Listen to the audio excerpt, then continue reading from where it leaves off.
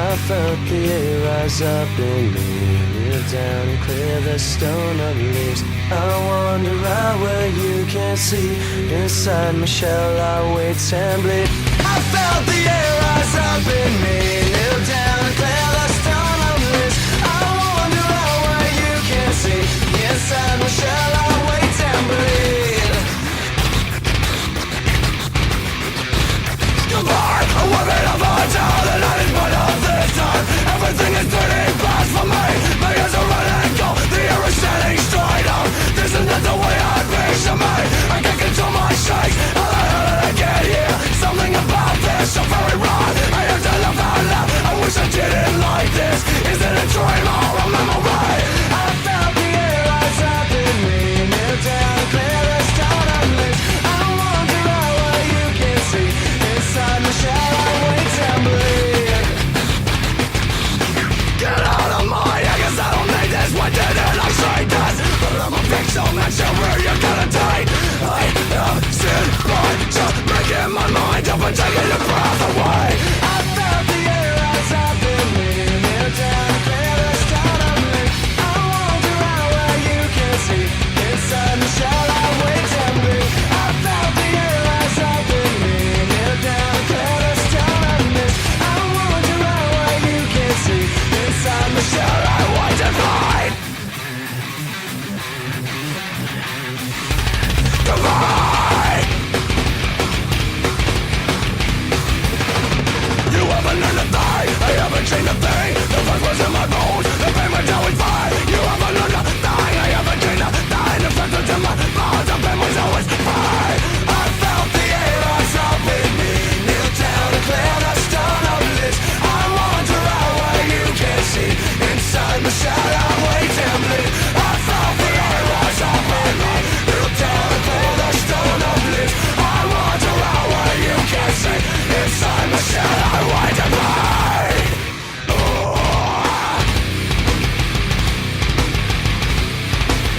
And I wait for you.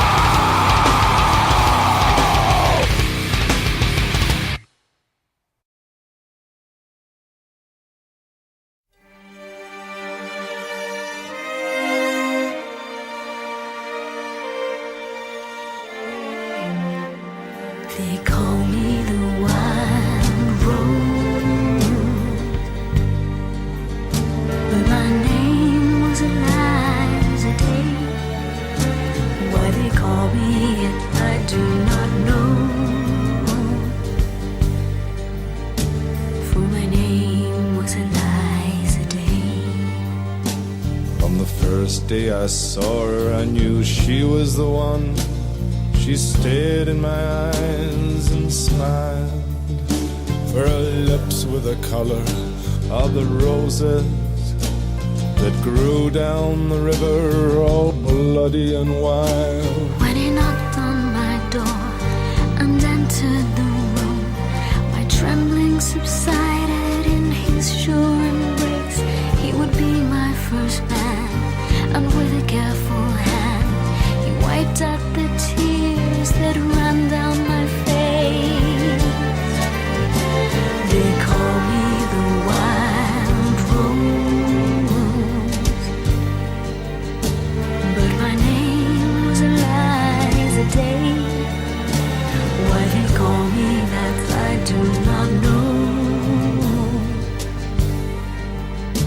for my name was Eliza Day.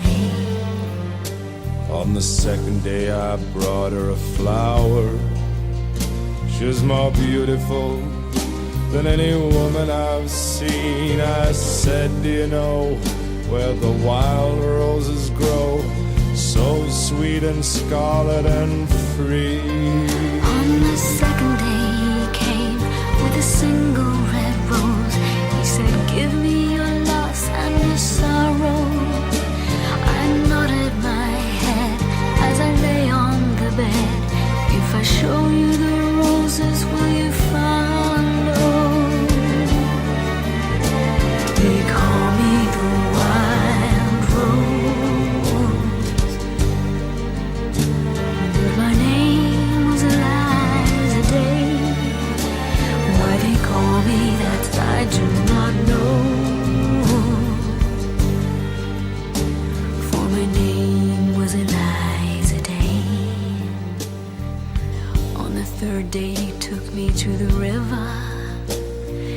showed me the roses and we kissed.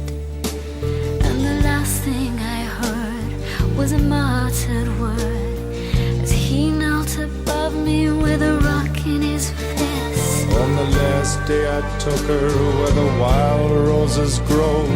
She lay on the bank, the wind lied as a thief, and I kissed her goodbye, said all beauty must die. And I leant down and planted a rose between her teeth. They call me the wild rose, but my name was Eliza Day. Why they call me, it's I do not know. For my name was Eliza Day. My name was Eliza Day. For my name was Eliza Day. Now on VCA 885, where the Valley comes alive, we're covering all things sport in the Swan Valley. This is In the Sheds with Albie, Brucey and Donny. G'day ladies and gentlemen, and welcome to the pre-game. This is where we get stuck into a few things that we don't get a chance to get through during the show. We're going to kick it off with the State Basketball League. So because we weren't on the air last week, we'll get into round 6. Now round 6 saw the rise of the Rockingham Flames continue. They beat East Perth 95-83. So Rockingham, they had a good win back in round 5, and they continue that momentum.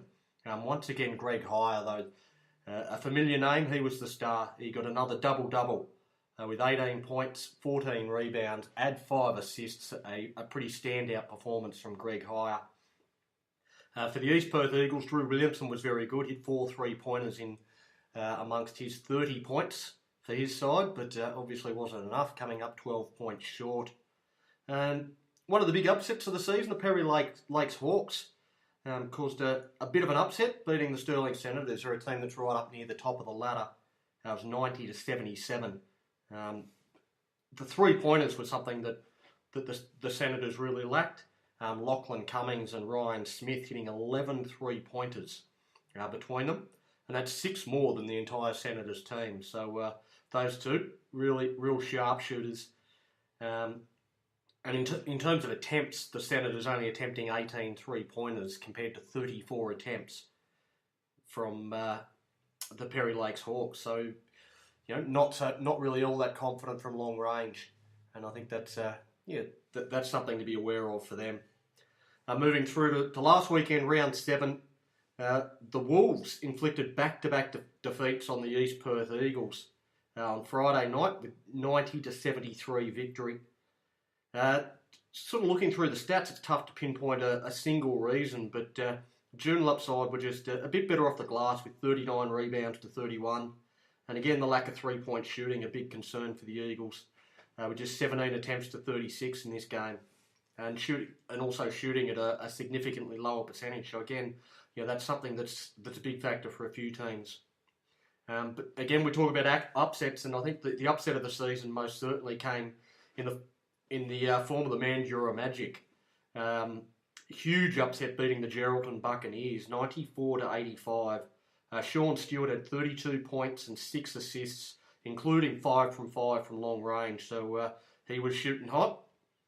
The Joondalup Wolves capped off a great weekend, beating the informed Rockingham Flames 83-81.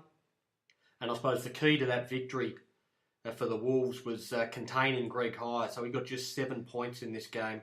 Well, their man, Jalen Billups, grabbed 27, as well as 10 rebounds. So Billups having a huge game in that one.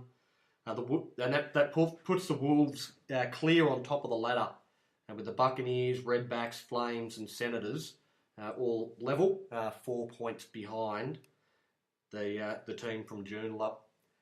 Coming up this weekend in the SBL, round 8, Friday night should be a very good game from the third place Perth Redbacks taking on the Stirling Senators. The Senators They've really got a week that could shape their season because they'll back up after the Friday night with a Saturday game against the second place Geraldton Buccaneers. So taking on two of the top three teams, a pretty big effort in one weekend. The Willetton Tigers on Saturday, they've got a real key match for their season up against the fourth place Rockingham Flames. The Flames, like the Senators, have a potentially season-shaping week with that game against the Tigers, and then also taking on the Buccaneers, who are in second place on Sunday. If they can split it, they can take one each. They'd be pretty happy with that, I think. But if they win both, that'll see that the Flames really announce themselves as a genuine premiership contender in this competition. We'll take a quick break and we'll be back and have a chat about NRL WA. This is In the Sheds with Albie, Brucey and Donny on VCA 885 FM, where the Valley comes alive.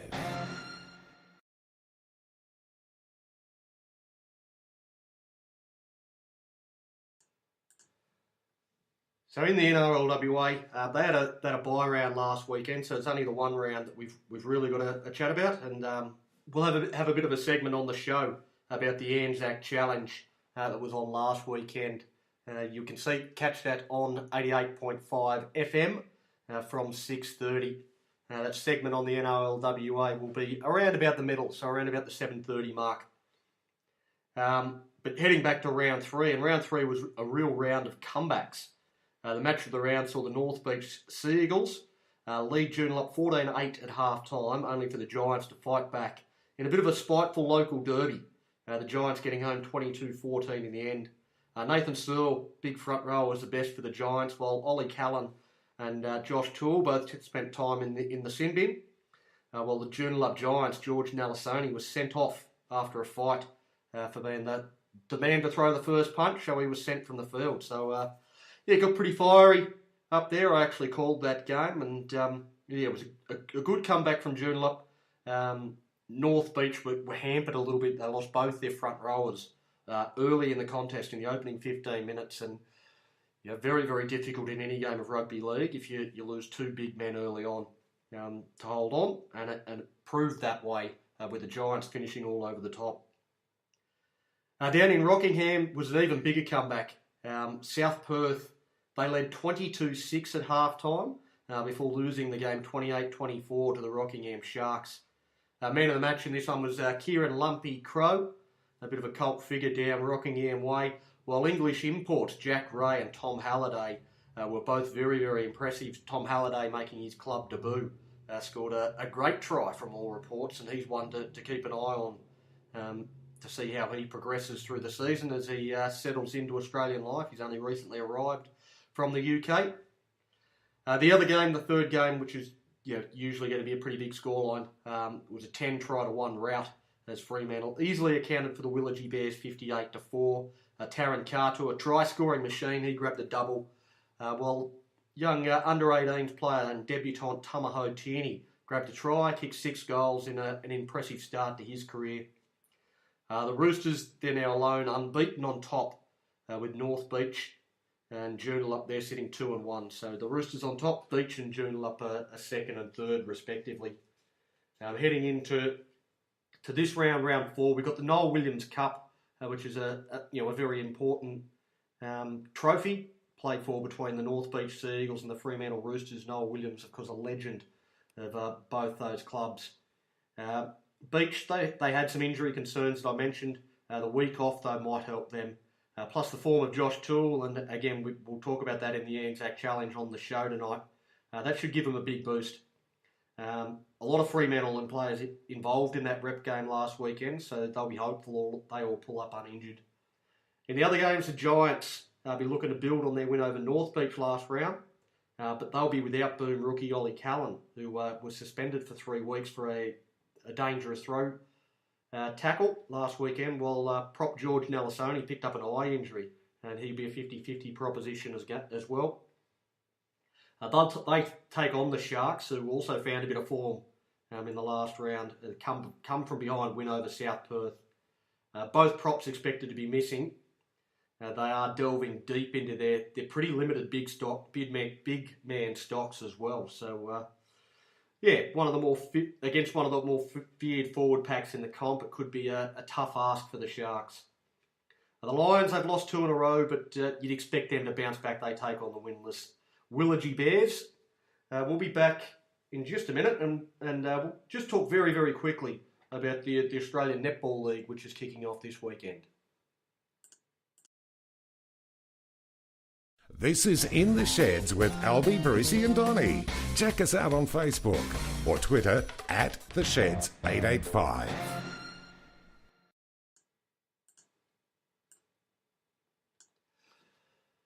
So we've got the Australian Netball League, which kicks off very, very shortly. The Western Sting are the defending champions in this competition. We've got some home games at the State Netball Centre. 2 games this weekend taking on the Tasmanian Magpies. And that's round 1 of the Australian Netball League. The Western Sting looking to defend their title. They play on the 5th of May, kicks off around, tip-off's around 3:30. And I'm not sure what time the second game kicks off, the second game starts, but the Western Sting, that's another club that we'll be looking to get behind, certainly after a really good performance from our girls, the West Coast Fever, in the start to the Suncorp Super Netball. So hopefully a couple of WA netball teams looking to go quite well. We'll move without a break. We'll move straight into the NPL and the FFA. We'll actually start with the FFA. We'll start with a round 5 action in the FFA Cup WA. That was on Anzac Day. They played round 5. And in the all non-NPL clash, so only a couple of non-NPL teams still left in FFA Cup WA. It was one-way traffic. The Dianella White Eagles kicking 6 goals to 1 past Swan United. Angel Andreas with another hat-trick to make it 9 goals in 3 games so far. So Angel Andreas, he's a name to be aware of.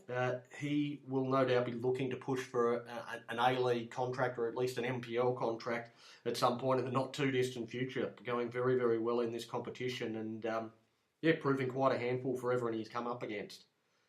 The other interesting clash is an all-university affair between NPL high flyer ECU Joondalup.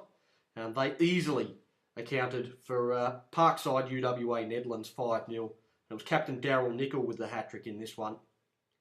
The defending champions, Sorrento, they actually won the FFA Cup WA side last season, but their title defence has come to an end, courtesy of Perth Soccer Club, who were really one of the teams to beat. 4-3 was the final score, but it was good to see Sorrento fighting all the way in this one to the siren.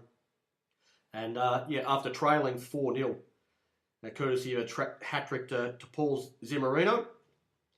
The big upset was probably Gwelup Croatia beating Coburn City in extra time too. So Gwelup Croatia, another park side, another non-NPL side, that'll make it through to the next round. Scores were locked at 1-1 after 90 minutes, but then David Heagney scored just 2 minutes into extra time, and then obviously pushing for the equaliser. Coburn sort of gave up defence a little bit, and right on the 120th minute, Isaac Coombson grabbed another one to make it a 3-1 win in extra time in the FFA Cup round 5 action. So that moves us on to round 6 of the FFA Cup, which I don't seem to have down here, but a couple of good games in that one. So some really good games in that FFA Cup round 6.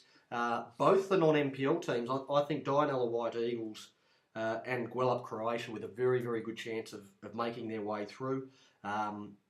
They've got some of the easier games, but Perth Soccer Club and ECU Joondalup, they also look like they've got reasonably comfortable matches. They should move through to the semi-final stage as well. They'll be the teams to beat.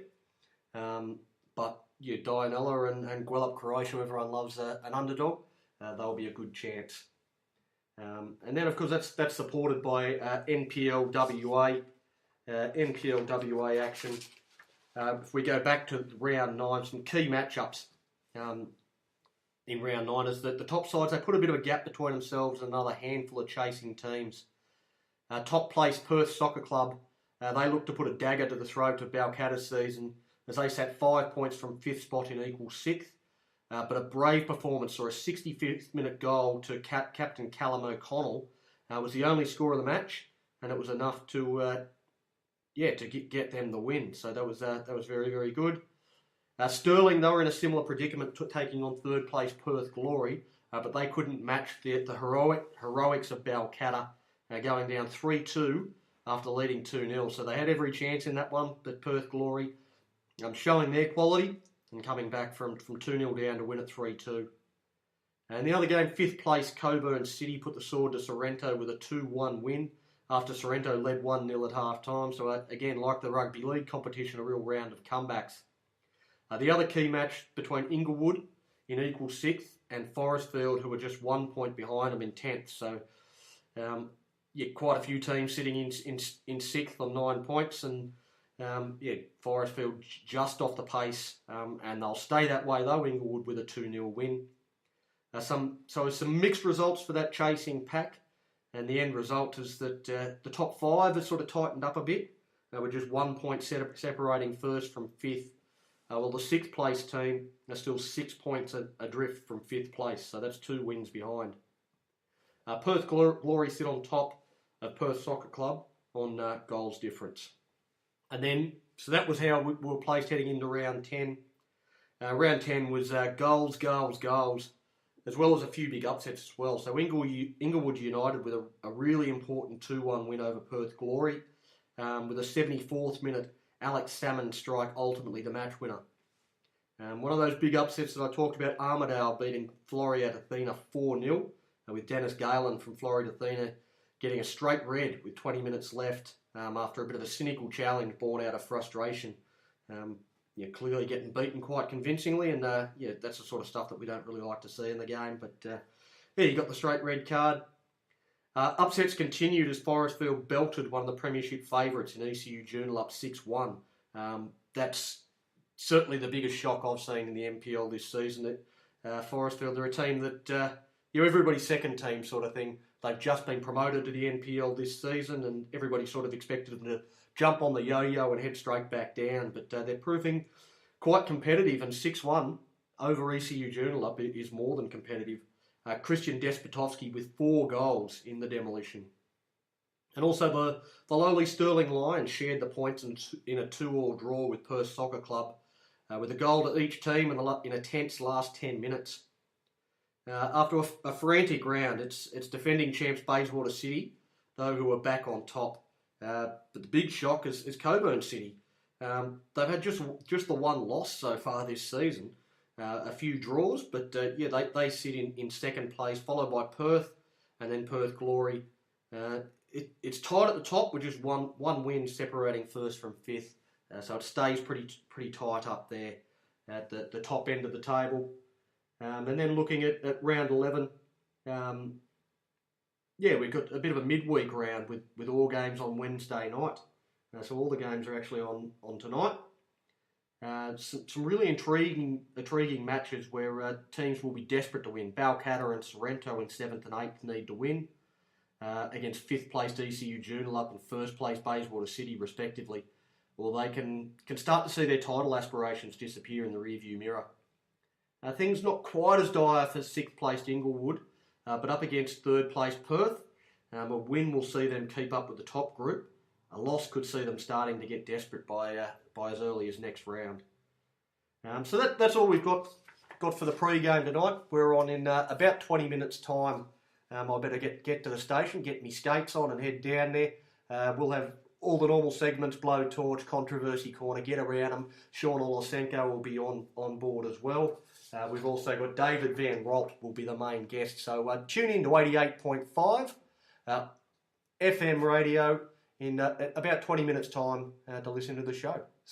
Talk to you then. On VCA 885 FM, where the Valley comes alive, you've been listening to In the Sheds with Albie, Brucey and Donny. Check us out on Facebook or Twitter @TheSheds885. See you 6:30 next Wednesday.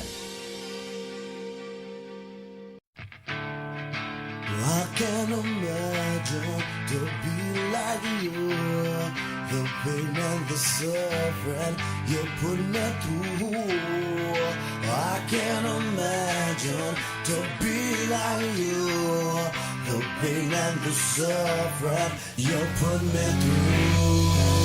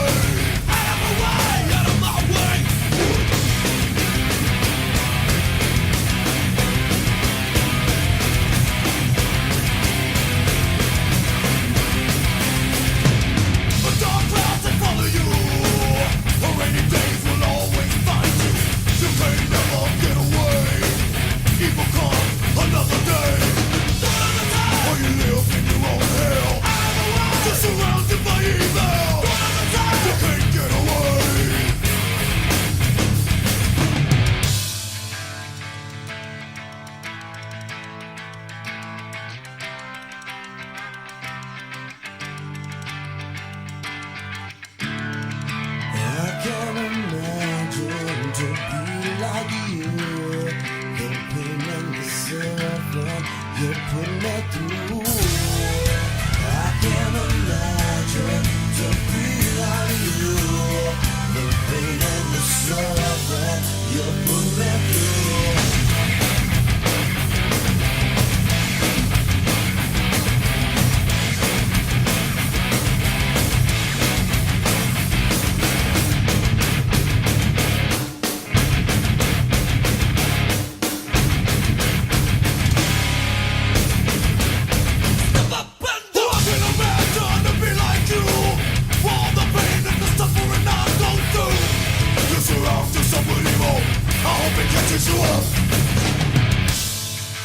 I can't imagine to be like you. The pain and the suffering you put me through.